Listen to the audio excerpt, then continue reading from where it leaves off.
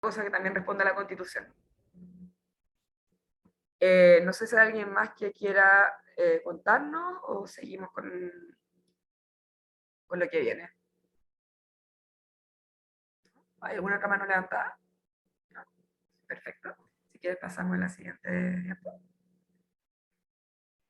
Bueno, primero para empezar este curso, quizás todos lo saben, es importante definir qué es la minería. La minería es una actividad con la que identificamos los lugares donde hay minerales para sacarlos y luego procesarlos y construir casi todo lo que vemos a nuestro alrededor. Todo lo que está construido a nuestro alrededor, de una u otra forma, tiene algún componente que viene de la minería, no solamente cobre, oro, diamante, sino que hay un montón de elementos que están en la tabla periódica que vienen de un proceso minero, ya sea subterráneo, o sea, bajo tierra, o fuera de la tierra, que es un proceso de minera a atajo abierto. Como todos sabemos, Chile es un país minero por vocación absoluta, eh, productor principalmente de cobre, el primer productor mundial de cobre, a pesar de que es un país pequeño. Podemos seguir con la siguiente. Y bueno, para contextualizarnos un poco, creo que es importante mirar el mundo.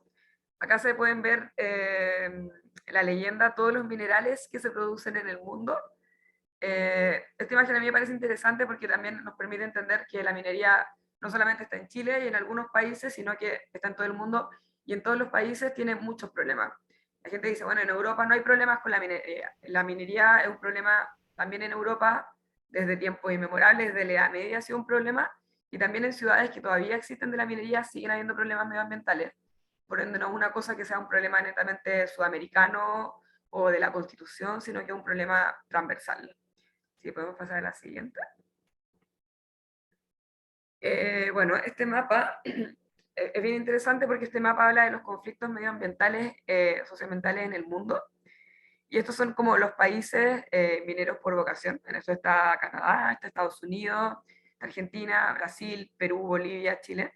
Los que están en naranjo son países que presentan problemas medioambientales, pero, o conflictos medioambientales que digamos que no son tan fuertes o no han generado tanta polémica como en otros lugares donde están en rojo. Por ejemplo, Canadá, todos dicen, bueno, Canadá es un país desarrollado, ahí no hay problemas. Sí que hay problemas, también hay comunidades indígenas. Esto también sucede en Australia, donde también hay comunidades indígenas que son destruidas por la minería. Entonces uno dice, bueno, pero ¿cómo? Esto no pasa en los países desarrollados. Sí que pasa. Y el fin también de este curso es mostrar que esto es un problema transversal y es mostrar cómo se ha abordado también en el mundo este tipo de problemas y también cómo ciudadanos podemos ir aportando a poder generar cierta clase de desarrollo en nuestros lugares. Bueno, durante mi investigación, los últimos 2 años, yo estudié estos lugares en particular que son los que más minería generan, que son principalmente lugares en Europa. Primero todo lo que es Europa del Este, Polonia, Ucrania, Austria, que no, Europa del Este, Hungría, República Checa, luego está Australia, está China, que es un país minero también por vocación, luego está Perú, Bolivia, Argentina, Chile. Vamos a la siguiente. Bueno, en estas fotos vamos a ver algo que a mí me parece súper interesante y que creo que es bueno mostrarles. Esta es una ciudad en Salgo Targán, en Hungría, donde podemos ver el asentamiento urbano y podemos ver también el tamaño de los asentamientos mineros. Acá se pueden ver un poco la escala que tienen las mineras o las grandes mineras. Generalmente en Europa las mineras son o de cobre o de carbón. Han generado problemas tan brutales como en Chile o peor. La única diferencia es que estas mineras se han ido cerrando de a poco, porque cuando se conformó la Unión Europea, dijeron, bueno, ok, vamos a distribuir la producción de minerales, tú vas a producir cobre, tú que producías oro ya no vas a producir más oro, tú vas a producir estaño, y estas ciudades se vieron obligadas a cerrar. Digamos que es como el futuro de lo que pasaría en Calama o en Antofagasta cuando la minería se acaba. Estas ciudades se vieron sin nada que hacer, fue como, bueno, ¿qué hacemos ahora? Me parece importante primero mostrarles como el mapa territorial para que vean más o menos la escala de las ciudades y el asentamiento. Si pasamos a la siguiente. Bueno, luego tenemos esta ciudad en Polonia, donde se pueden ver estas imágenes que aparecen al costado, son las fotos de la parte minera, que se ven muy pequeñitas en el mapa, todas estas partes como negras, es lo que se ve en el zoom. Y acá también se ve el tamaño del yacimiento. Pasamos a la siguiente. Bueno, esta, por ejemplo, esta imagen es muy interesante. Lo que está en un círculo es la ciudad. Esto en España, en la ciudad de Río Tinto. Ya después les voy a contar qué pasó con Río Tinto. Pueden ver que todo lo demás es minería. O sea, básicamente la minera es 4 o 5 veces el tamaño de la ciudad, que es algo que también pasa en Chile. Esta ciudad tuvo un futuro muy interesante que lo vamos a ir desarrollando durante este curso, pero creo que es bueno también ver la escala y ver que en Europa pasa lo mismo que en Chile. Es un país desarrollado, o sea, existen países desarrollados con políticas ambientales y los problemas son exactamente los mismos. Y ahora viene la realidad chilena. Esta es una imagen de Andacollo. Acá se ve el tamaño de la ciudad abajo, estos cuadritos, y se ve el tamaño del asentamiento. Si lo comparamos con la imagen anterior, que es la imagen de España, es muy parecido la escala de la minera, que es como 5 o 6 veces el tamaño de la ciudad, la escala del relave. La única diferencia entre la imagen anterior, que es de España, y la imagen actual, es que Andacollo sigue produciendo y Río Tinto ya no vive de la minería. Y creo que esto es un poco lo que vamos a tratar en este curso. Si pasamos a la siguiente. Y bueno, ¿hasta ahí alguien tiene alguna pregunta? ¿Alguna duda? ¿No? Bueno, pasamos a la siguiente. Bueno, y ahora nos abocamos derechamente después de más o menos haber visto que hay países en el mundo que tienen los mismos problemas y que más o menos existen ciudades de los mismos tamaños, con asentamientos muy parecidos y con escalas parecidas. Nos vamos a Chile. Chile es un país, bueno, minero, que se extiende al borde occidental de la cordillera de los Andes. Y bajo esta cordillera se encuentran diversas fuentes de riqueza, principalmente oro y cobre, que es lo que nos da de comer. También tenemos otro tipo de riquezas como oro, plata, carbón, entre otras. Y bueno, en este mapa, a mí me costó muchísimo encontrar un mapa así, finalmente lo terminé haciendo para mi investigación. Podemos ver el tamaño de lo que es Chile, y podemos ver toda la zona que es café, que es la región, las regiones básicamente de Chile que son mineras. O sea, podemos ver a simple vista que más de la mitad del país es minero. Y donde están estos puntitos de colores, podemos ver que los rojos son asentamientos industriales, que son actualmente declaradas zonas de sacrificio, que los naranjos son asentamientos industriales mineros, o sea, todos los demás son asentamientos industriales, estas son ciudades mineras que no han sido declaradas zonas de sacrificio, y en negro, zonas de sacrificio ambiental que están como en plena crisis, las otras están como en proceso de donde han tenido ciertos programas, y que podemos ver que hay muchísimas ciudades en esta condición. Y creo que ahí la importancia de este curso en el fondo es que el tema minero no es un tema del futuro ni del pasado, sino que es un tema que estamos viviendo ahora, y que si no hacemos algo ahora por estas ciudades, el futuro quizás no sea tan auspicioso y quizás vamos a tener riqueza hoy, pero bueno, la riqueza de hoy es hambre para mañana. Pasamos a la siguiente. Y bueno, Chile, país minero, para contextualizarnos, Chile producía mineral ya desde la época de los incas, es decir, antes de la conquista, que es desde el 1400 después de Cristo hasta nuestros días. Luego de la explotación, o sea, luego de la llegada de los españoles, donde se explotó a los indios por el sistema de encomiendas, donde ellos ya explotaban cierto tipo de minería, la explotación se volvió muchísimo más intensa, y ya cuando en el siglo XX llegó la época industrial y todo se industrializó, también con eso las mineras ya no eran lugares como de pirquineros, sino que había máquinas para explotar la minería, nacieron algo que es muy interesante que se llama las company town. ¿Alguien de acá había escuchado hablar de las company town, de este término? ¿No?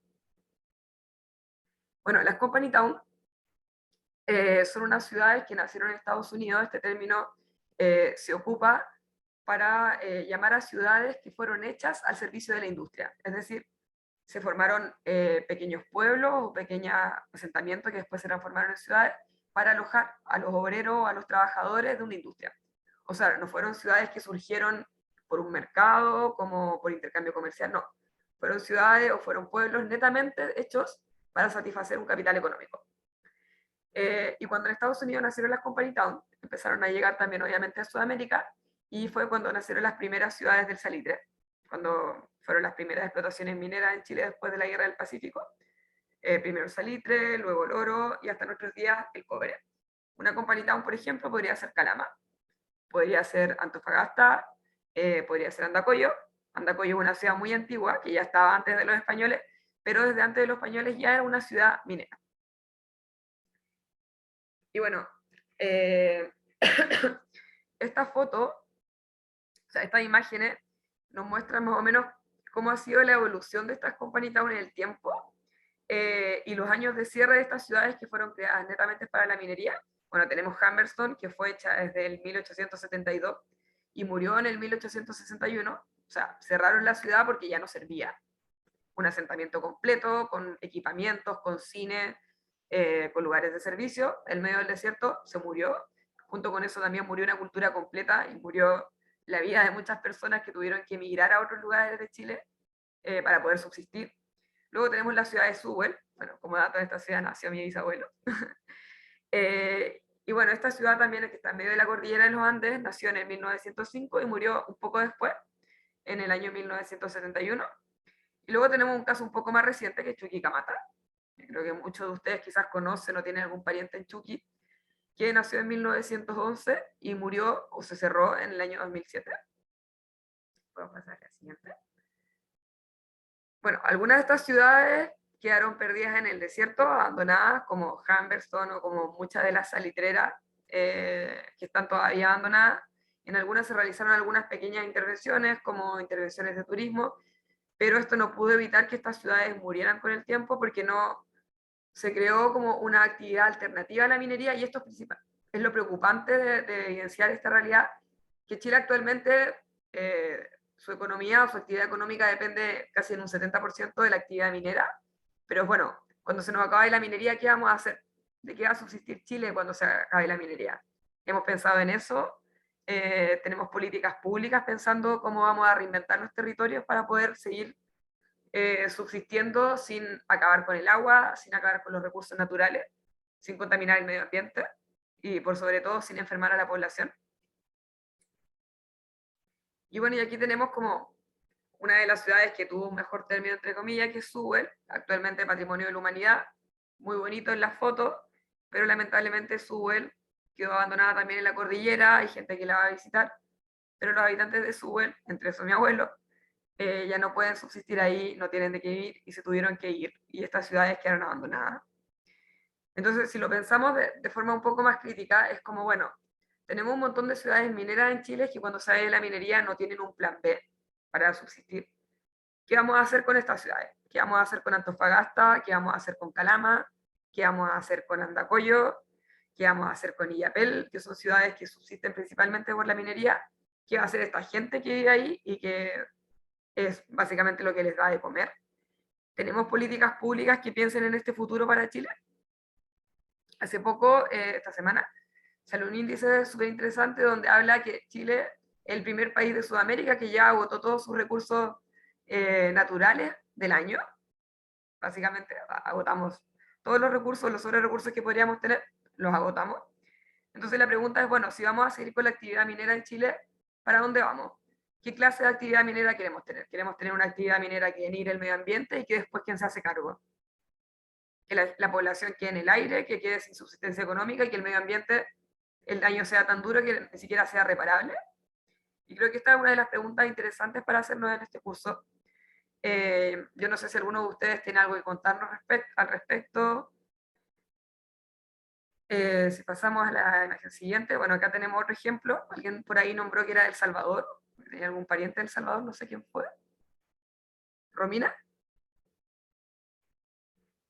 Sí, yo viví en Salvador cuando era chica, como 3, 4, 5 años. Y después me devolví a Antofagasta. Mi papá trabajaba en Codelco. ¿Y ahora ya no te quedan parientes en El Salvador? No, nada, en algún momento lo visité y bueno, sigue siendo ese pueblo pequeño. Y bueno, Eso es se va a un... cerrar, pues, ¿o no? Como en 10 años más. Sí, pues se hace bueno, es interesante también ver esto. El Salvador bueno, tiene una figura muy particular que también es el casco de un minero. Es muy interesante porque tengo muchos amigos también en el norte que han habitado El Salvador y que me han contado como con mucha nostalgia que, bueno, vivieron su infancia ahí, que es una ciudad que tiene una planificación canadiense, que en su momento tuvo muy buenas condiciones de vida y que ahora se va a cerrar. Eh, pero también lo interesante de estos lugares es no solamente pensar una ciudad como un lugar que es para darle de comer a una empresa, sino que también son familias, son personas y son sociedades que se crean en estos lugares que se arraigan a un espacio y a una cultura propia y que después tienen que verse obligados a migrar por un tema económico. Cuando sería quizás mucho más inteligente que estas ciudades fueran pensadas quizá para la actividad minera, pero durante la actividad minera se fueran replanificando para poder subsistir luego de otra cosa, que es lo que se ha hecho en otras partes del mundo, que va a ser lo que vamos a ir tratando en este curso. Y pasamos a la siguiente. Bueno, acá tenemos otro ejemplo, Calama, no sé si alguien es de Calama por acá, no.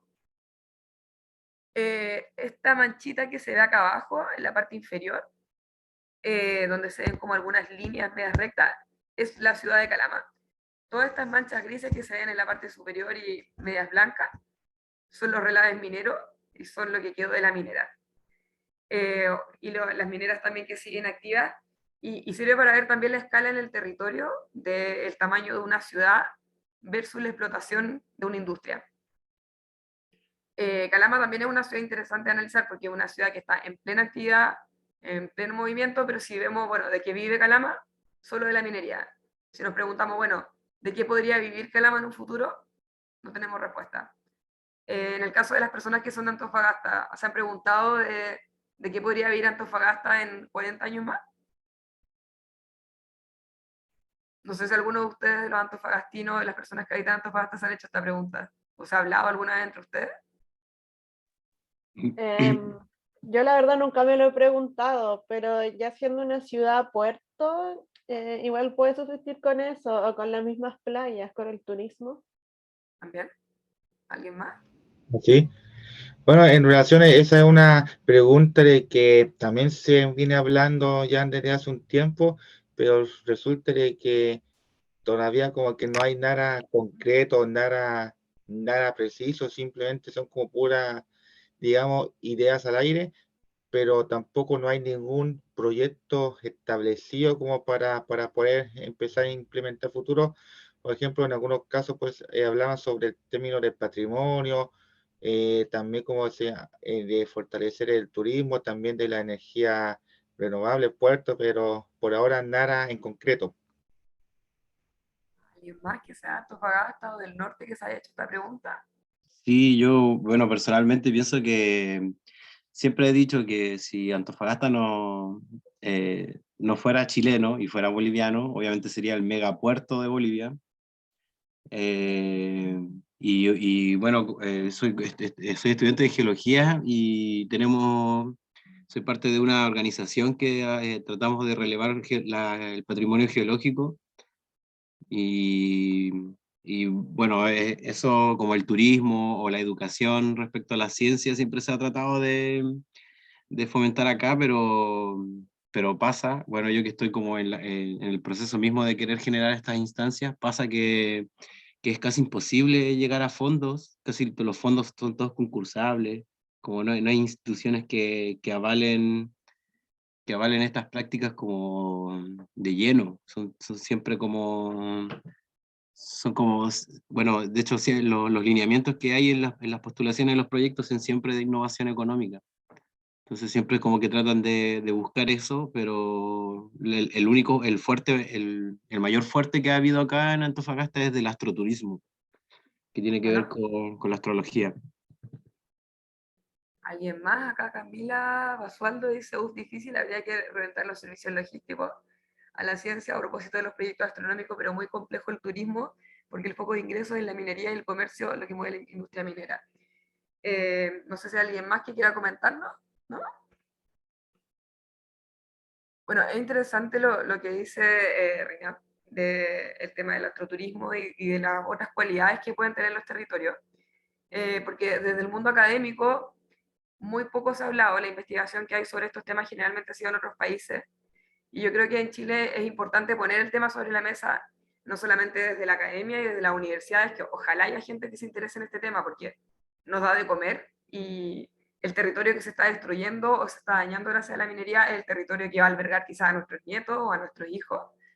Entonces sería súper interesante que se generen investigaciones desde la academia y también que se generen inquietudes ciudadanas, ONG o agrupaciones de la sociedad civil que intenten concientizar sobre ese tema, porque a medida que la sociedad civil se empodera, también los organismos públicos dicen, hey, si hay un grupo de personas de la sociedad civil que se está empoderando sobre este tema, quiere decir que quizás es importante empezar a tratarlo.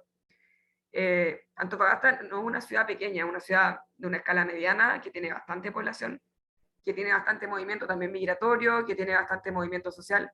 Entonces sería bueno empezar a concientizar al resto, quizás ustedes, con los vecinos, de empezar a generar iniciativas donde se mueva gente y empiecen a también a decirle al municipio o al gobierno, hey, podríamos empezar a buscar otros caminos para reorientar en nuestra ciudad. Porque si bien es una ciudad que nació al servicio de la minería, también es cierto que los tiempos han ido cambiando y hay mucha gente joven que tiene ganas de hacer cosas y que se cuestiona esto, que quizás nuestros papás no se cuestionaban tanto cuando el modelo económico era otro. El modelo económico era, bueno, hay que tener dinero, hay que hacer de Chile un país desarrollado a costa de lo que sea. El modelo económico ahora en Chile sigue siendo el mismo, pero la conciencia es otra. Y la conciencia nuestra es, bueno, hay que tener recursos económicos, pero necesitamos también preservar los territorios que estamos, en los que vivimos, en los que van a vivir nuestras futuras generaciones o nuestros hijos. Entonces creo que también esta clase de iniciativas, como la que ha tomado FIMA, cumple un rol no solamente de tocar temas atingentes a temas medioambientales, sino que también encontrarnos en un espacio y decir, hey, hay muchas personas que estamos pensando cosas parecidas y que nos gustaría también movernos en esto.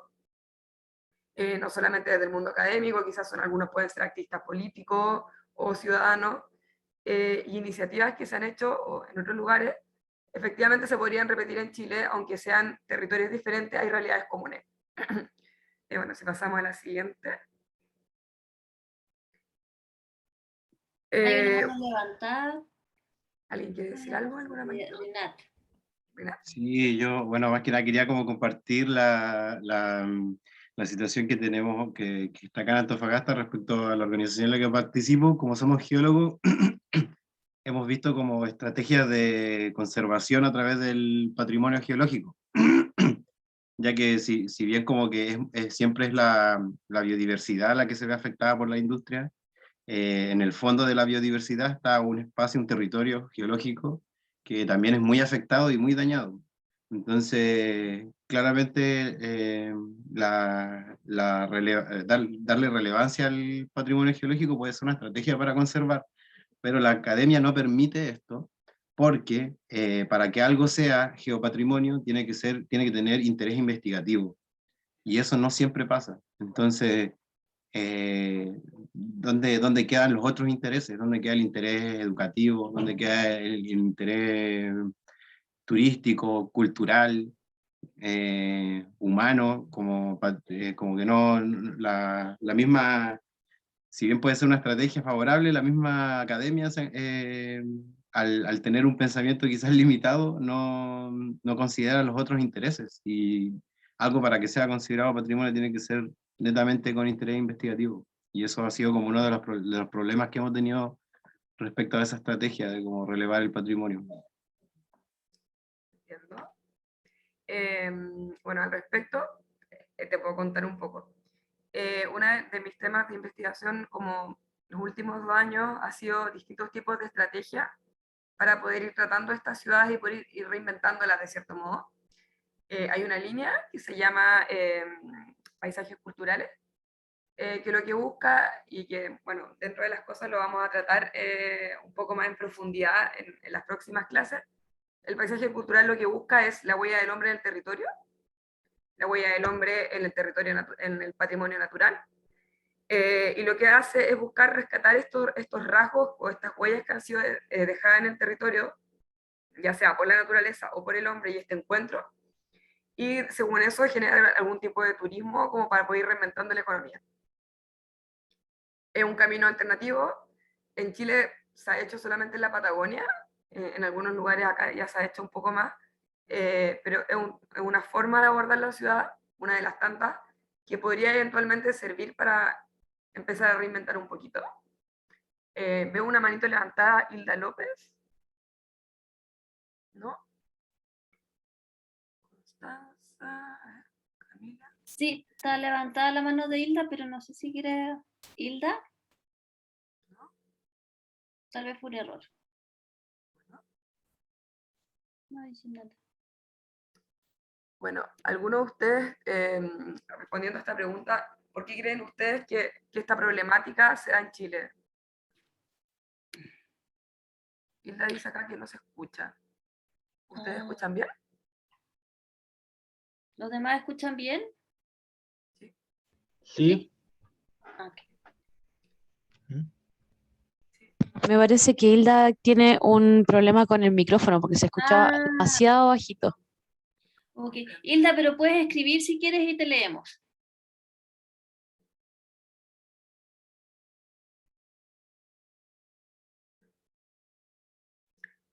Si quieres, continúa María José y cuando Hilda...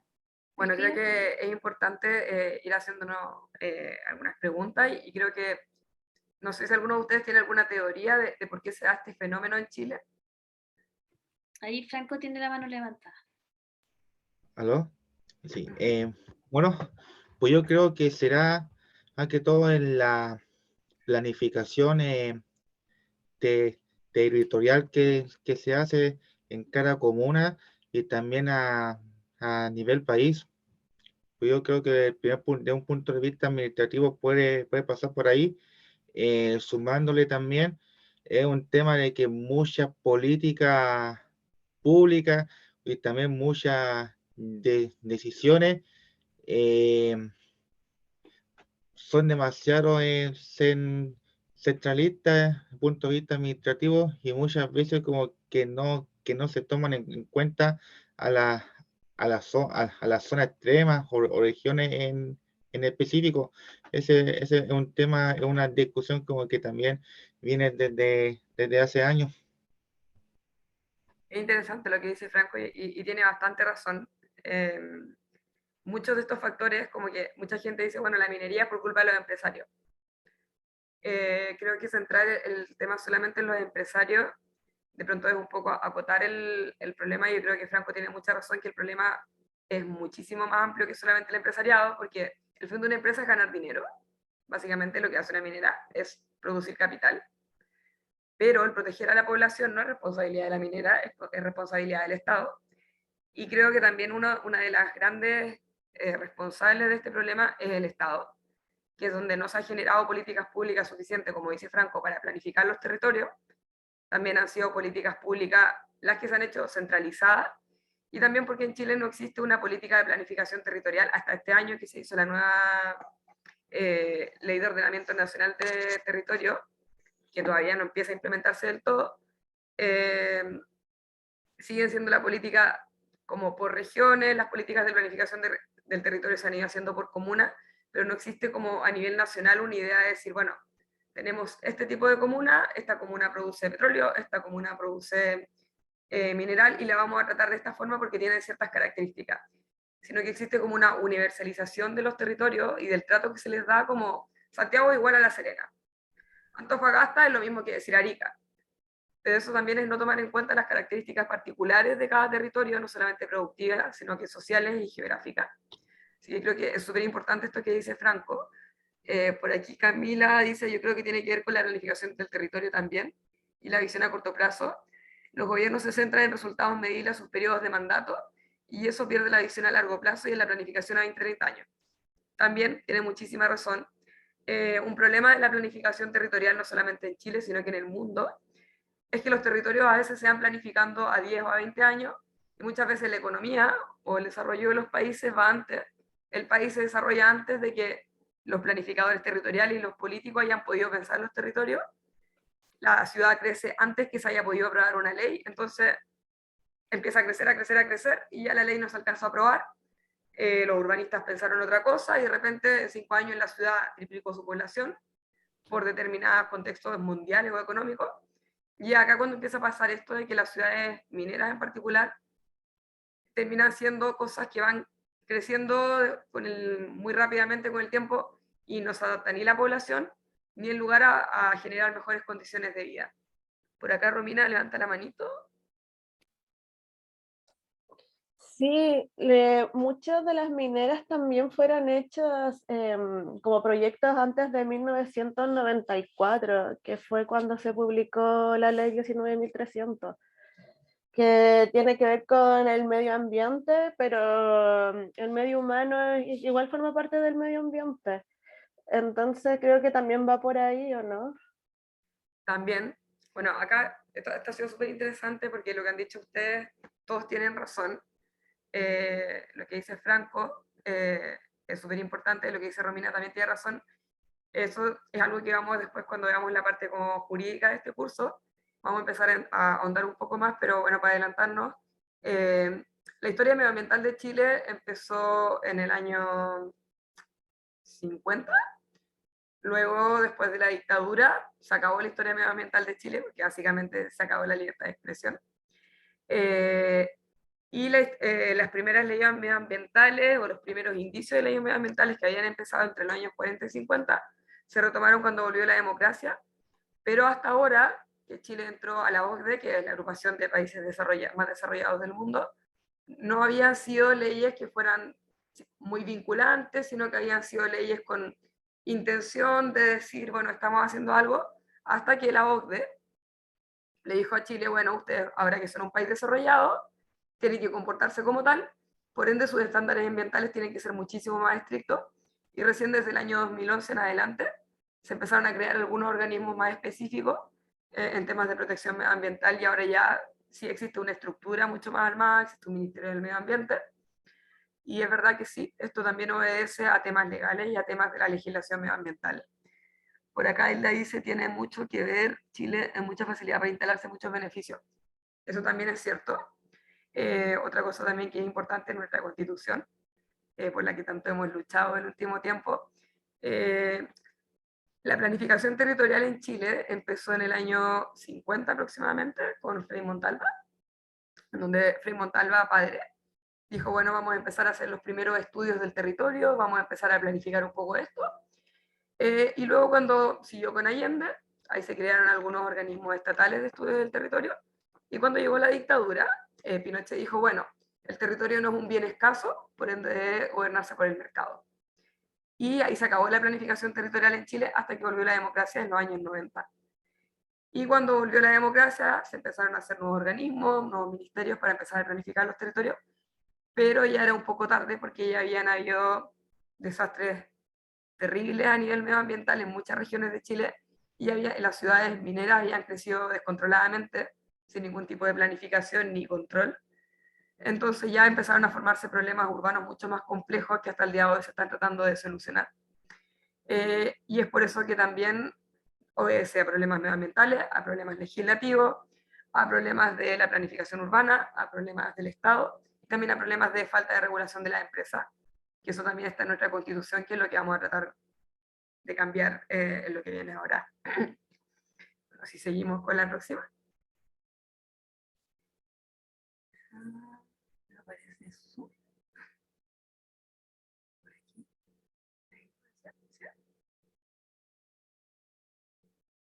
Y bueno, acá tenemos modelos económicos como responsables de la desigualdad territorial. ¿Alguno de ustedes me podría decir en qué cree que el modelo económico tiene que ver como, con la desigualdad de los territorios? ¿En qué podría haber alguna relación? O no sé qué creen ustedes, como que tiene que ver esto de la economía o del modelo neoliberal con que haya mineras que hagan o deshagan, no sé. Ahí, Franco tiene la mano ¿Franco? levantada. Sí. Sí, pues yo creo que, o sea, primero, más que todo, Chile a través de su historia, como que siempre ha tenido como una tendencia de generar los ingresos al fisco mediante la explotación de la minería. Antes fue el salitre, después el cobre, pero resulta, en fin, como es una historia como que se ha dedicado como a la actividad económica de una sola actividad, que en este caso, como digamos, es la minería a grandes rasgos. Lo que la implicancia que se vino como a instalarse después de 1980 fue más que todo como el extractivismo por potencial que se empezó a establecerse en el territorio, sumándole después de que se empezaron a crear ya ciertos lados, por ejemplo, la venta de los suelos, la promulgación del Código de Minería creo que fue en el año 83, donde se establece el tema de los dominios de la propiedad, cuáles son los procedimientos o las anulaciones como para poder obtener un territorio de explotación minera, las concesiones mineras, en fin, o sea, simplemente lo que pasó a partir de los 80 fue la facilidad, o sea, fue como que se estructuró legalmente la normativa de extraer los minerales, pero de una forma, digamos, bastante ilimitada. Es verdad, tiene mucha razón lo que dice Franco. Muchos de estos problemas y bueno, mucha de la desigualdad territorial que se ha provocado en Chile tiene que ver con la falta de regulación por parte del Estado de la extracción, porque bueno, era el nuevo modelo económico que se implantó después de la dictadura, era bueno, producir capital económico a ningún costo. Pero lo importante es que Chile, de haber tenido un 40% de pobreza, a que pasara a tener un 8% de pobreza como tiene actualmente, entre comillas, producir capital a ningún costo porque Chile tiene un montón de naturaleza, no sobra territorio, tenemos poca población, así que no es importante si se destruye o no porque nos sobra agua, por ejemplo. Acá Cristóbal dice, los modelos extractivistas de recursos naturales aumentan las cargas ambientales de la zona, perjudicando la actividad económica de los locales, aumentando la pobreza multidimensional y generando dependencia de los empleos relacionados al extractivismo. Bueno, eso también es bien interesante de analizar, porque cuando uno recorre los pueblos mineros de Chile o las ciudades mineras, y uno le pregunta a la gente, bueno, ¿a usted le gusta la minería? Mucha gente dice, no, no me gusta la minería, pero mi papá trabaja en la minera, mi abuelo trabaja en la minera y la verdad que le pagan bastante bien, y ¿qué hacemos sin la minera?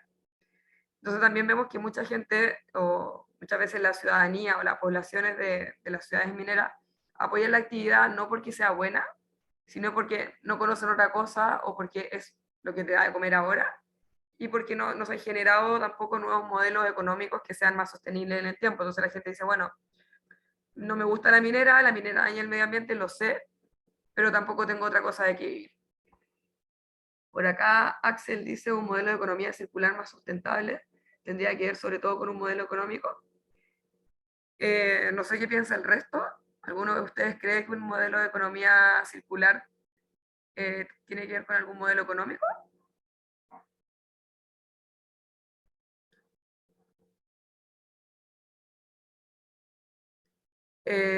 Bueno, respondiéndole la pregunta a Axel, porque entiendo que es una pregunta, sí, un modelo de economía circular también tiene que ver con un modelo económico.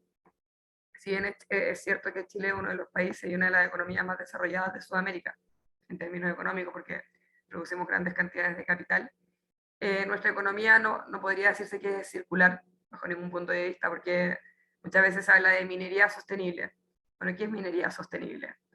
Si seguimos produciendo al ritmo que estamos produciendo y seguimos explotando los territorios a este ritmo, ¿creen que se podría sostener en el tiempo? Con los problemas de sequía, de agua que tenemos.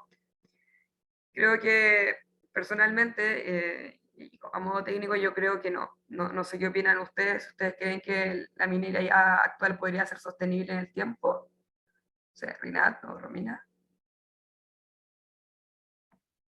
Yo creo que como, bueno, por las consecuencias que tiene, sería muy difícil que, como que imagino como una especie de transición, tiene que haber algo que que lleve hacia el otro lado bueno, como modelo transitorio no creo que serviría, tiene que ser más radical quizás para poder remediar las consecuencias de la minería. Por aquí Alejandro, a ver, ¿qué dice? Alejandro levanta la mano también. Sí, Hola Alejandro, ¿qué tal? hola. Bueno, yo igual creo que, no sé, a mí personalmente como que, no sé, obviamente igual tengo como mis reparos con el tema de la minería y cuando la gente habla de minería como sustentable, como que sí, es bien cuestionable en verdad, como que uno piensa que son como cosas muy, muy contrarias de pensar. Eh, pero de una forma me pasa con que, no sé, nuestro rol como de una forma como América, o no sé si todos estos espacios del tercer mundo, como que somos, somos como esos países que dan esos materias primas, y de alguna forma como que, no sé, la tecnología, no sé, el avance de tecnología necesita de minerales, y como de una forma uno dice, ya, pues, como, no sé, pues, ¿cómo vamos a seguir haciendo esos avances? No sé, por el mismo tema de las energías renovables, como necesitan de ciertos minerales específicos que son raros muchas veces. Entonces, ¿cómo vamos a avanzar? Como cuidar al medio ambiente de una forma y cuidar las comunidades también, que eso es importante, pero a la vez como quizás producir como lo que sea quizás necesario, ¿no? Como no como sacar solamente ganancia, ganancia, ganancia de esto, como yo creo que ese es como el gran desafío, yo creo que del futuro, como que a fin de cuentas igual tiene como acá en Chile la de mayor riqueza es el tema de la minería, entonces como que igual es difícil como, no creo que podamos dejarla como de un día para otro, aunque en un momento se van a acabar, pero es bien complicado. Bueno, es importante eso también que dices, porque en Europa se ha dado muchísimo, que muchas ciudades dejaron la minería cuando llegó la Unión Europea y fue como, bueno, ¿qué hacemos ahora? Les voy a contar qué pasó, qué hicieron ahora después de Romina, que está levantando la mano. Sí, respecto a la pregunta, yo no creo que exista la minería sustentable, pero igual es necesaria, como decía el compañero anterior, es la materia prima para todo, básicamente. Entonces, lo único que podríamos esperar respecto a eso es como proyectarnos lo más a futuro posible y hacer el menos daño posible, pero sí o sí va a haber daño y creo que ahí no hay mucho que hacer. Sí, la minería igual es necesaria para el desarrollo como de la humanidad. Y por acá es Francisca que nos dice, Francisca Parra, que está levantando la mano. Hola Francisca, ¿qué tal? Hola, hola a todas, a todos. Bueno, mira, en primer lugar yo vivo en un pueblo minero en Chile Chico, en la región de Aysén. Vivo hace 3 años, pero mi historia con este lugar se remonta al 2011, entonces el tema de la minería es un tema a nivel no solo medioambiental, sino que también social, y lo que se produce en la comunidad en términos de polarización de las posiciones daña el tejido social de manera que se sostiene en el tiempo también. Bueno, y en esas conversaciones con la gente aquí en la comunidad llegamos a ese punto, es como que hasta qué punto somos tan radicales de decir no, sobre todo cuando aquí hay prospecciones para la apertura de otros lugares de extracción. Y algo que me gustó mucho escuchar de la gente que lleva años luchando contra la minería es que entienden que la minería que ya está instalada no es tan sencillo decir váyanse, terminen su faena, adiós, sino que más bien es cómo nos posicionamos de las futuras actividades extractivistas en el territorio. Y siento que ese es un matiz súper interesante porque ya no nos sitúa ni en un lugar ni en el otro, sino que cómo transitamos. Probablemente ahora no podemos más que pensar en cómo transitamos. Entonces ahí súper interesante lo que tú nos podés contar de cómo lo hicieron otros países en ese sentido, cómo hicieron esa transición. Eso. Bueno, este curso trata precisamente de eso. En Chile existen muy poquitas investigaciones sobre qué se ha hecho en otros lugares. Lo que yo he investigado principalmente tiene que ver con Europa, con Asia y en algunas partes de África. Básicamente mi trabajo ha sido traducir muchas cosas que no estaban en inglés. Y hay casos muy interesantes, no solamente como en Europa occidental, sino que en Europa oriental, de ciudades completas, que cuando cayó la URS, la Unión Socialista Rusa Soviética, muchas ciudades que eran mineras dejaron de ser mineras de un día para otro y la Unión Europea dijo, bueno, ¿qué hacemos con estas ciudades? Y se hicieron un montón de fondos. Primero se crearon un montón de fondos para que estas ciudades postularan, estos municipios postularan estos fondos de la Unión Europea. Segundo, se empezó a hacer, incentivó muchísimo la investigación académica de estos lugares. Se crearon centros universitarios en estas ciudades. Entonces, en vez de abandonar estos asentamientos, dijeron, bueno, vamos a llevar este centro universitario, por ejemplo, que está en Santiago, lo vamos a llevar a Andacollo. Vamos a crear investigación no solo en minería, sino que en otras cosas que se podrían hacer en estos lugares. Se llevaron a estos chicos, jóvenes, investigadores o estudiantes a ir a Andacollo a investigar qué otros potenciales tenían estos lugares. Entonces, primero, por un lado, descentralizaron, porque fue llevar capital humano desde capitales importantes hacia los pueblos, hacia ciudades más pequeñas, ver potenciales de desarrollo. Por un lado, tenían mano de obra gratis porque eran jóvenes estudiantes, gente que quería hacer cosas, que tenía ganas. Así también empezaron a recuperar población, porque estos lugares se empiezan lógicamente a despoblar, la gente se empieza a ir. Los jóvenes, como no tienen centro universitario en esos lugares, se van a estudiar afuera, la ciudad se empieza a hacer más pequeña y empieza a perder su cultura. Entonces, para empezar a recuperar población, se movieron centros universitarios. También se empezaron a ver qué se podía hacer con toda esta arquitectura y estos edificios mineros vacíos que quedaban. Y empezaron a decir, bueno, vamos a crear en estos edificios mineros que antes eran para tener oficinas, vamos a crear colegios, vamos a crear centros culturales y vamos a también entregar parte de estos edificios a emprendimiento. Entonces así empezaron a traer gente de las grandes ciudades que quería hacer emprendimiento a estas ciudades más pequeñas a ocupar estos edificios. Se los dieron en arriendo más barato, generaron incentivos tributarios para que estas empresas o estas microempresas se fueran a estos lugares y así estas ciudades no fuesen muriendo. Y también se vieron, bueno, potenciales del lugar. Hay una cosa que es muy, muy, muy interesante que se llama turismo industrial, que se ha hecho en varios lugares de Europa, que es básicamente tomar lo que quedó de la minera, los edificios, el mismo socavón que queda de las mineras a cielo abierto, y transformarla en parques naturales. O en parques como naturales, artificiales. Voy a dar un ejemplo súper burdo que también lo vamos a ir profundizando en las próximas clases. En algunas zonas de Alemania, en una de estas ciudades se creó una ciudad deportiva de rally, y en este tajo abierto enorme que queda en este socavón, se empezaron a hacer competencias mundiales de rally en moto. Se empezaron a tratar estos suelos que habían sido contaminados por ciertos minerales con cierto tipo de vegetación para poder ir limpiándonos, con cierto tipo de vegetación que tienden a limpiar un poco la tierra, y a medida que van limpiando la tierra también van limpiando el aire. Esto se hizo un poco en Andacollo, hace un tiempo, donde se empezaron a plantar algunos árboles por un tema de que la empresa tenía que gastar plata en responsabilidad social empresarial, plantó árboles. El problema es que los plantó muy lejos de la ciudad, pero bueno. Estas son algunas estrategias que se han hecho. Las demás las vamos a profundizar en la cuarta clase de este curso, donde vamos a mostrar como estrategias específicas con nombre y apellido que se han ido tomando en estas ciudades. Algunas se han hecho en Polonia, otras se han hecho en Alemania, otras se han hecho en Inglaterra. Pero lo interesante de esto es que, más que comparar la realidad europea con la realidad latinoamericana, que una vez se dice, oye, Europa no es comparable con América, son realidades súper comunes. Y también, bueno, en la tercera clase de este curso, donde vamos, o en la segunda, donde vamos a tratar problemas de las ciudades mineras, vamos a ver problemas comunes que sean no solamente entre ciudades mineras chilenas, sino que sean entre ciudades mineras en América, en Europa, en Asia y en Chile.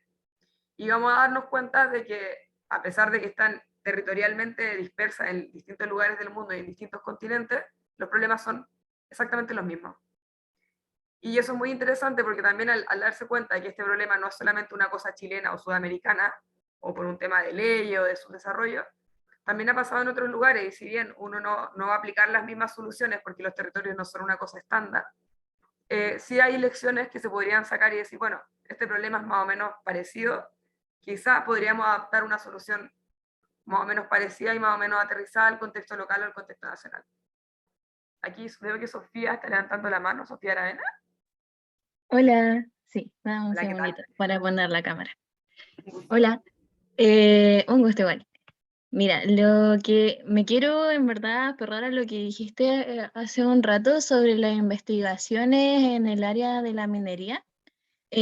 Trabajé en un laboratorio, yo soy bioquímica, que hacía fitorremediación, como tú lo comentabas anteriormente. Me parece también súper importante que esto se dé a conocer, somos súper poquitos los laboratorios que tocamos este tema y claro, hay formas en las que uno puede remediar la erosión que se produce, producto de los relaves mineros, se necesita financiamiento también, pero también es súper necesario parar en cierto punto para que las investigaciones que se estén haciendo sean efectivas, porque los volúmenes que nosotros ocupamos igual son pequeños y falta todavía hacerlo a macro escala, lo cual también es súper complejo porque estamos hablando de microorganismos, plantas, que son capaces de tomar los minerales que están en la tierra y poder metabolizarlos y empezar a hacer asentamiento ya de plantas y poder tener como un ecosistema un poco más balanceado. Pero básicamente eso, para también visibilizar que hay investigaciones en Chile que tratan con plantas y también cianobacterias en este momento. Más que nada como un dato para todos Muy buen ustedes. dato por lo demás. Porque ojalá que este curso también salieran estas inquietudes para que si hay otros chicos que están en la universidad o en la sociedad civil, también se generen no solamente como preguntas, sino que también como ganas de empezar a hacer más investigación. Yo creo que todos los que estamos un poco en esta área y metidos como en el tema minero y el tema de las ciudades mineras, nos interesa que ojalá hayan más gente investigando, porque es un tema que no solamente es de Chile, sino que es un tema que está en el mundo y que básicamente de eso depende nuestro futuro. O sea, entre más investigación se haga, más gente esté moviéndose en este tema, mucho mejor. Por acá Cristóbal nos dice, la bioeconomía alemana podría ser un ejemplo para seguir como modelo económico. Después Alejandro dice, aguante las ciencias biológicas. Sí, bueno, entre los diversos enfoques que vamos a ir viendo durante el curso, yo también les puedo enviar quizás algún documento donde alguna bibliografía, por si quieren leer un poco más. Yo tengo algunos textos que he ido traduciendo de alemán a castellano, que solamente están en alemán. Se los puedo enviar, hay un libro muy interesante que se los puedo enviar a sus correos y que se puede compartir, no sé, Constanza. Donde es un libro que habla de todas las estrategias territoriales que se han tomado en ciudades mineras en Europa del Este, que son un montón. Y no solamente estrategias territoriales, sino que estrategias políticas, sociales y económicas. Es un libro que a mí me costó muchísimo encontrar, pero la verdad ha sido mi Biblia. Ojalá que le sirva a otra gente y que lo puedan ocupar también. Así que nada, se los puedo compartir para que lo puedan echar un ojo los que quieran y lo podemos comentar también si les parece. Y bueno, creo que es importante que, al menos de este curso o de las clases que vayamos haciendo, ir como dándonos cuenta entre todos y retroalimentándonos de que hay muchas opciones para poder regenerar una ciudad. No está todo perdido. O sea, creo que si bien a eso nos dice, bueno, Chile tiene agotados sus recursos naturales, tiene actividad minera, hay zonas de sacrificio, sí, es verdad, es un poco triste que exista este término que a mí me parece horroroso, que es zonas de sacrificio, que en muchos lugares en el mundo se comenta que en Chile exista esto, pero no está todo perdido en el sentido de que hay cosas que se han hecho en muchos lugares que quizás han estado peores que los nuestros y han dado vuelta un poco el panorama. Si podemos pasar a la siguiente. Bueno, la paradoja del progreso. El progreso económico producido por la minería no ha ido de la mano del desarrollo territorial, ha tenido un costo medioambiental y humano para los lugares de explotación en beneficio de los capitales extranjeros. Y acá cuando empezamos a entrar a este término, que es la zona de sacrificio, se puede pasar al siguiente. Que básicamente, bueno, es lo que cierra un poco la clase del día de hoy. Zona de sacrificio, término acuñado por la sociedad civil chilena para designar aquellas zonas del país con una concentración masiva de industrias contaminantes, sobre todo carbón, que daña a una población para el desarrollo económico de un país. este término es bastante triste. Yo no sé si alguno de ustedes qué opina de esto de las zonas de sacrificio o qué ha escuchado. No sé si alguien quiere comentar.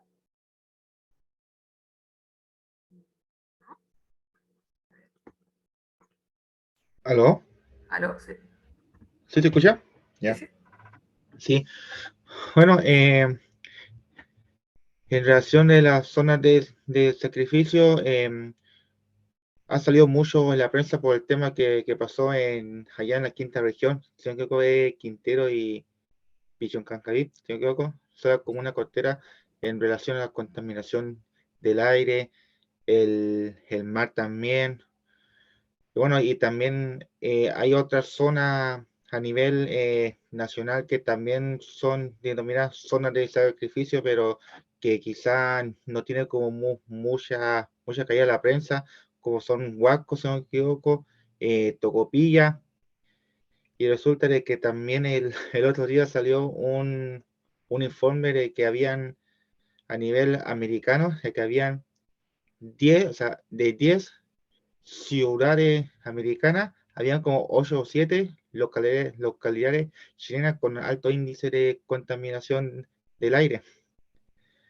Bueno, al fin y al cabo, uno como que cuando lee lo que significa zonas de sacrificio y lo que significa el concepto en sí, obviamente uno piensa de que el daño quizás en ese momento que yo no diría que era un daño quizás irreparable, se puede solucionar, pero sí aún a partir de años como que se puede cambiar un poco el panorama, porque también es un tema económico que involucra a la familia, un tema estatal, porque también si la gente pues sí que se vayan las empresas de una zona, pero también hay mucha gente que se pone porque se van a quedarse sin trabajo.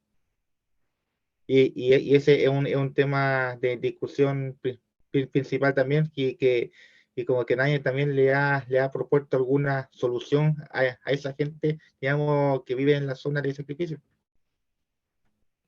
Y es que sí, es muy importante lo que dice Franco respecto a este tema. La paradoja entre, bueno, el gobierno detecta que hay gente muy dañada, que hay un medio ambiente muy dañado, pero bueno, ¿cómo solucionamos este problema y cómo hacemos que esta gente pueda vivir de otra cosa y puedan efectivamente o dejar estos territorios o vivir en territorios mejores? Por acá veo que Oscar Llenante levanta la mano. Oscar, Hola, no sé si se escucha bien. sí, sí se escucha.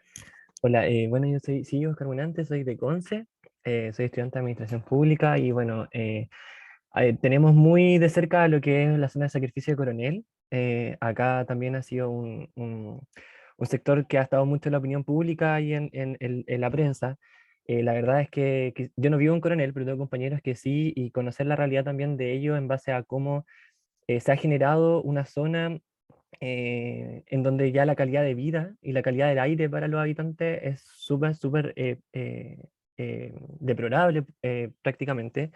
De hecho, en Coronel hay 3 termoeléctricas, hay como un basurero de cenizas que está como a 500 metros de hospitales y de colegios, y claramente la situación como que cuando toma mayor como referencia en la prensa, obviamente llega como mucho más como este enfoque de qué vamos a hacer, pero también es súper violento para las y los vecinos cuando se inicia esta modificación del plan regulador que permite la instalación de estas termoeléctricas, recuperar la confianza también en los actores políticos que pueden generar cambios o que pueden generar, apalear la situación de alguna forma.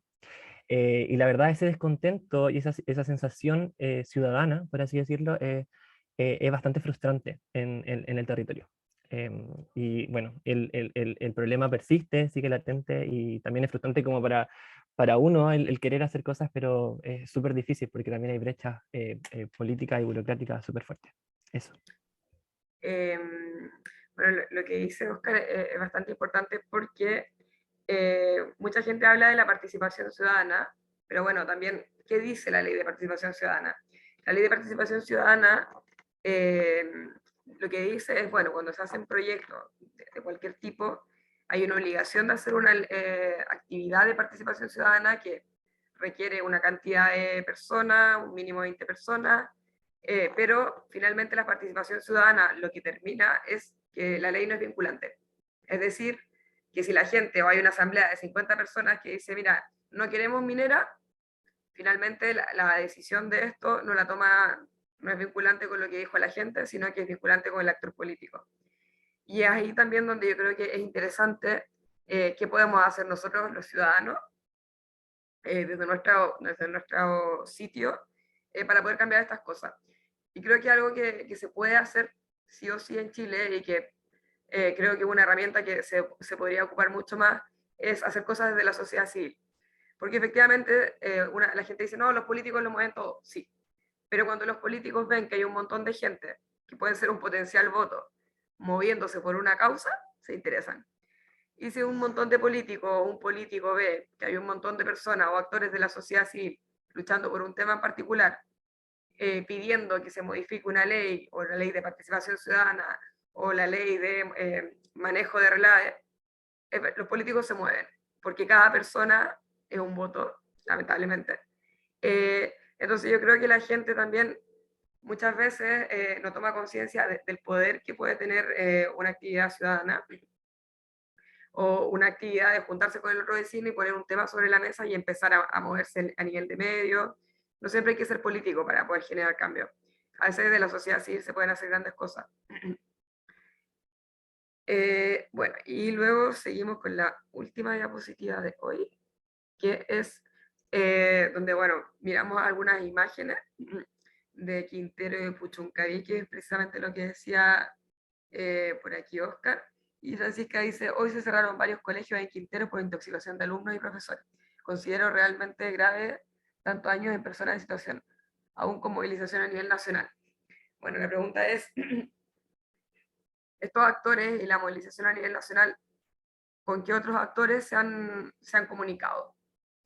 Y yo creo que es importante que los movimientos ciudadanos, aparte de ser movimientos en sí mismos que se mueven y que tienen medios publicitarios, radios, televisión o cobertura publicitaria, es que se comuniquen en el fondo o que de una u otra forma demuestren el poder que tienen con los políticos. Porque los políticos le obedecen a la ciudadanía. Y si un político ve que hay una agrupación de 50 personas, de 60 personas, entre más sean, mejor. Y si la gente está pidiendo que se haga una ley, una modificación a la ley para que se empiece a cumplir, entre estos, por ejemplo, ciertas facultades para poder descontaminar una ciudad, se pueden terminar haciendo. Sí, yo creo que acá es importante, y les pregunto a ustedes también, si alguno de ustedes está participando de alguna organización, o también se han organizado con compañeros de universidad, o protestas, no sé. ¿Hay alguno de ustedes que esté en algo parecido? Aquí veo que Rinat levanta la mano. Sí, de hecho, pasa que en Antofagasta lo poco y nada que hay sobre gestión sociomedioambiental es gracias a las organizaciones sociomedioambientales. Como que básicamente pasa eso, porque la organización civil es la que genera poner las problemáticas sobre la mesa. Y obviamente los políticos en sus periodos de campaña se hacen partícipes de esto, pero luego dentro de su candidatura se hacen los locos. Tenemos, bueno, hoy en día Antofagasta está ay, ¿cómo se llama? Amarillo, ¿cómo se llama? Se me olvidó el nombre. Estamos en alerta amarilla por el problema que hubo con la quema del vertedero. Y esa problemática viene desde hace muchos años, donde el alcalde actual de Antofagasta, cuando estaba en su campaña, se hizo partícipe de estas problemáticas. Al principio de su alcaldía,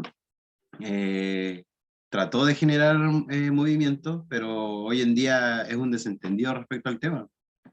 Entonces pasa eso que, como te decía, lo poco y nada que hay respecto a visibilizar las problemáticas es gracias a la sociedad civil, y los políticos están cuando les conviene nomás. De hecho, existe esta discusión dentro de las organizaciones sociales, que es como las organizaciones sociales le piden a los pobladores que se involucren, porque se hace como divulgación de los problemas, pero obviamente la gente tiene sus problemas, pero no va a estar como, no sé, generando documentos o manifestándose afuera de la municipalidad. Son pocos los que llegan a esa instancia. En cambio, a los políticos se les exige, pero solamente queda en eso, pues, ni siquiera hay una instancia de conversación. Ahora, como hay concejales que son relativamente jóvenes, hemos podido, más que como tener voz, es como tener oídos. Ni siquiera como todavía podemos llegar a ser una voz dentro de las decisiones municipales. Como que Antofagasta está lleno de problemáticas socioambientales y no hay ni un político que sea como que presente el problema y lo desarrolle y lo solucione. Como que todos se quedan en el que lo intenté desarrollar y no se pudo más. Me acuerdo que palabras del alcalde fue como: yo no tengo nada que ver con el vertedero, y el vertedero municipal es el ex vertedero que se sigue usando como vertedero. Ya hay poblaciones alrededor, de hecho hay viviendas sociales al lado del vertedero. Y con la quema, mucha gente se ha intoxicado, cancelaron las clases por esta semana. Entonces al lado hay un parque nacional, La Chimba, donde ya hay como mucha bioconservación en ese espacio. Y aún así no es alarmante para las autoridades. Al final somos nosotros, la sociedad, la que está alarmada. Y los políticos están cómodos mientras nosotros creamos que no están prestando oído. Así que yo creo que es muy real eso de que la organización civil genera instancias, pero la que es la vinculante con la ley son los políticos. Bueno, creo que por eso también es importante nunca dejar de como sociedad civil, dejar de insistir, porque finalmente si la sociedad civil deja de insistir, los políticos dejan de hacer su trabajo también. Muy buen aporte, Camila. Francisca, por aquí. Sí, quería comentar en base a la pregunta. Yo soy de Temuco, participo en Modatima o Almapu. Bueno, acá no tenemos mucho tema minero, pero sí en cuanto a las forestales e hidroeléctricas, al menos la Araucanía. Y en realidad no hemos defendido en base a lo legal a través de recursos de protección o de ir fiscalizando, y en realidad es súper complejo el tema de la fiscalización, ya que existen solamente 2 encargados de la superintendencia para fiscalizar toda la región. Entonces nosotros, que somos personas que ya hemos tenido la oportunidad de estudiar, podemos generar documentos para hacer esta denuncia, pero son tantas que llegan a estas mismas 2 personas que al final se vuelve un proceso extremadamente largo en el que finalmente termina afectando de igual forma al territorio. Entonces es súper preocupante porque además para elaborar esto no puede participar cualquier persona porque igual es todo voluntario, entonces es desgastante, es súper desgastante y frustrante también, porque la gente pone mucha esperanza en la organización, pero como digo, esto es voluntario y cada uno tiene sus tiempos, entonces también tarda mucho. Por otro lado, está el tema, claro, que le tiramos como la pelota a los políticos, como saliéndonos del tema, y yo creo que falta que la sociedad se vaya involucrando también dentro de esta sociedad política. Nosotros también tenemos que empezar a tomar parte de esto. Desde Modatima igual se inscribieron varios convencionales, son 6, y ellos van subiendo desde la sociedad, desde nuestras demandas, al mundo político, y creo que eso es lo que también está haciendo mucha falta, mayor involucramiento de la gente dentro de este tema, ya que con la falta de confiabilidad hacia el tema político, como que nos fuimos excluyendo cada vez más y lo dejamos como eso, como alejado del alcance de uno, pero en realidad con el trabajo territorial que llevan muchas personas de tiempo, no es difícil poder llegar a un cargo político. Me enredé un poco. No, sí se Pero entiende, eso. perfecto. Bueno, creo que es muy importante, me acuerdo en honor al tiempo, pero para poder cuando participa Alejandro, creo que es muy importante lo que dicen ustedes, porque finalmente, por mucho que se diga los políticos son el trabajo, al final los políticos son los ciudadanos. Sin ciudadanos no hay política. Puede ser desde las votaciones o desde agrupaciones de la sociedad civil, pero en el fondo si la gente realmente no se empodera y no toma el poder por sus manos o haciendo cosas y exigiendo cosas a la sociedad política o participando directamente de la política, es difícil que haya cambio. Entonces creo que también lo que se ha comentado en esta clase es que sí, hay muchos problemas que generan problemas en las ciudades mineras o industriales, que no solamente tienen que ver con el Estado ni con las empresas, también hay cosas que tenemos que hacer, que es una responsabilidad como sociedad, de que, bueno, ¿qué podemos hacer nosotros por este tema? Que un poco también en la finalidad de este curso. Alejandro Orrego, luego Cristóbal y no sé si Francisca Parra. Alejandro, Creo que estaba Cristóbal primero. Cristóbal. Nada, muchas gracias. Nada, era súper interesante lo que estaban diciendo ahora recién, porque yo actualmente estoy desarrollando mi tesis de pregrado en participación ciudadana, sobre todo intentando ver el problema que tiene el CEA al respecto de la incorporación de los proyectos previos a la ley 19.300. Y claro, como explicaban antes, hay muchos proyectos que son previos y Chile no tiene metodología cuantitativa ni cualitativa para sumar los impactos ambientales que tienen los proyectos. Entonces, los únicos que finalmente perciben este impacto es la misma ciudadanía como tal. Y el mayor problema que existe es que no existen partidos verdes fuertes. De hecho, hace poco el ecologista verde creo que dejó de ser partido porque no alcanzó a reunir la cantidad de requisitos que eran necesarios. Entonces, falta, muy bien como decían, una sociedad civil concientizada en tema ambiental, que entienda que el tema ambiental aborda todas las aristas, ya sea género, economía, sociedad civil, pero más que nada eso. Yo pertenezco ahora hace poquito a una fundación que empezó a formarse, que la idea es promover la educación medioambiental, como intentar hacer una bajada, porque como mencionaban recién, el conocimiento medioambiental es increíblemente técnico y es horrible porque los lugares que son zonas de sacrificio eh, suelen ser donde existe un desarrollo socioeconómico bajo. Entonces, pedirle a una persona que tiene un montón de problemas ya de por sí, que además aprenda algo tan técnico, es súper complicado. Entonces, más que nada eso. Ese era mi comentario. Muy importante lo que dices también, porque creo que es ahí también donde recae un poco la responsabilidad en las personas más técnicas, en difundir este conocimiento y hacer la bajada a la ciudadanía, en traducir un poco toda esta cosa que uno a veces estudia desde la academia y demostrar que no solamente es una cosa que estudian en las universidades o los científicos, sino que es una cosa que nos toca a todos. Luego, a ver, nos queda Alejandro. ¿Sí? Sí. Para cerrar, y Francisca, y estaríamos, ¿no? Francisca.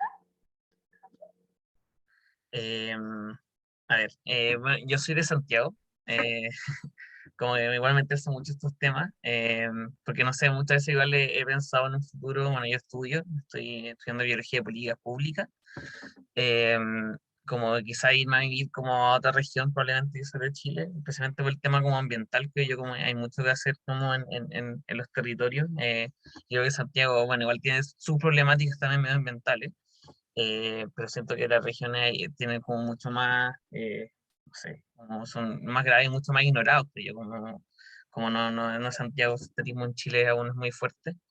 Bueno, yo igual desde, bueno, tengo 22, desde, no sé, yo creo que cuando empecé en la U me empecé a meter como en organizaciones ambientales, no sé si conocen como Extinction Rebellion, como que una parecido como jóvenes contra la extinción, un movimiento como que llegó a Inglaterra, que se esparció como por el mundo, eh, que ahí yo creo que hacíamos acciones como de concientización, de visibilización de ciertas temáticas, también como educación socioambiental también, bueno, igual ahora esta organización está como un poco muerta, pero igual me estuve viendo como en la U, no sé, yo creo que en la U siempre hay, en la universidad siempre hay como instancias como de poder como levantar estos temas. Estuve como estudio en la Católica, en la Universidad, la Católica de Santiago, y es bien interesante, yo creo que como hacerse parte como desde la juventud, yo creo que al menos a mí me hace mucho sentido como la relación que hay entre lo que es la juventud y los movimientos socioambientales, porque de una forma como que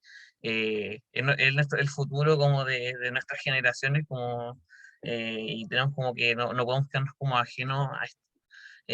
Y comparto el diagnóstico que tenía Cristóbal, creo que sí, Cristóbal, que era con respecto al tema de que sí, onda, uno lo ve como, y uno ve que en el tema ambiental hay como diferentes actores y actrices como tanto la sociedad civil, los partidos políticos, las organizaciones de base, y yo creo que, no sé, por el lado académico, académica, hay científicos también, no sé, pues, todas estas áreas tienen que, como que moverse en pos de poder articularse también y poder como hacer un trabajo conjunto. Yo milito en el Partido Comunista de Chile y creo yo como que, a menos si es verdad lo que dice, como el Cristóbal, como que igual falta yo creo que los partidos yo creo que igual tiene que ver con el territorio, yo creo que quizás el partido de allá, no sé, pues, de ciertas regiones, tienen estas demandas como más trabajadas y más levantadas, pero es difícil como que muchas veces se visibilicen y yo creo que eso hace falta, como esa alianza como, que muchas veces una alianza también con el poder económico, que creo que es como lo que dificulta como, y muchas veces como entorpece y corrompe como los deseos de la ciudadanía, los deseos populares, que a fin de cuentas como que se mezclan, no sé, con cuñas en las campañas y con cosas sucias de por ahí. Sí, creo que en verdad de un tema de renovación de la política que creo que quizás está como afectando más fuerte ahora como después de la vuelta popular, del estallido social. Así que igual tengo como cierta esperanza como de que al menos quizás ciertas cosas pueden cambiar y que ciertos representantes pueden llevar estos temas como para dejar que sea tan importante, no sé, Valpo y Santiago y quizás otras ciudades, no sé, Antofagasta y Conce, que es como lo que más se habla. Eso. Bueno, muy importante lo que dice Alejandro. Y creo que para cerrar esta clase también, una conclusión que podríamos sacar de la conversa que hemos tenido hoy día, es también, y también nos queda como pregunta, bueno, como ciudadanos, ¿cuál es nuestra responsabilidad también acá? Durante esta clase hemos hablado de diversas responsabilidades políticas, sociales, económicas, pero ¿cuál es la responsabilidad de cada uno en estos temas? Así que nada, cerramos esta clase con esta pregunta que quizá nos podamos ir respondiendo durante la semana y a ver qué vemos durante la próxima y qué vemos a la vuelta. Así que, bueno, dejo la pregunta ahí en el aire para que a ver si en la próxima clase podemos discutir un poco esto y seguir contando cómo les fue. Les mando un abrazo, muchas gracias por la participación, que les vaya muy bien y que tengan buena semana, así que nos vemos la próxima. Muchas gracias a todos y todas. Gracias, María bien. José. Y vamos a estar por correo, María José, si nos compartes los textos, los podemos enviar a la lista y también cualquier novedad que haya de cambio de fecha, de lo que sea, estamos siempre en contacto por el correo y ustedes también pueden hacer las preguntas por ahí al mismo correo que les llegó el link hoy día para la clase. Eso, quizás comentarles desde ya a las personas que quedan que va a haber un cambio en una fecha porque una fecha nos cayó en feriado, no nos habíamos percatado. Entonces va a haber un cambio de la fecha del día 21, que se va a cambiar la clase al 28 y la cuarta clase va a quedar el 5 de julio. Pero de todas formas les va a llegar la información igual a sus correos. Muchas gracias a todos por su tema de la atención. asistencia, como que ustedes lo vieron como por su cuenta, ¿no? Como en el Sí, Zoom. la asistencia queda registrada aquí en el Zoom.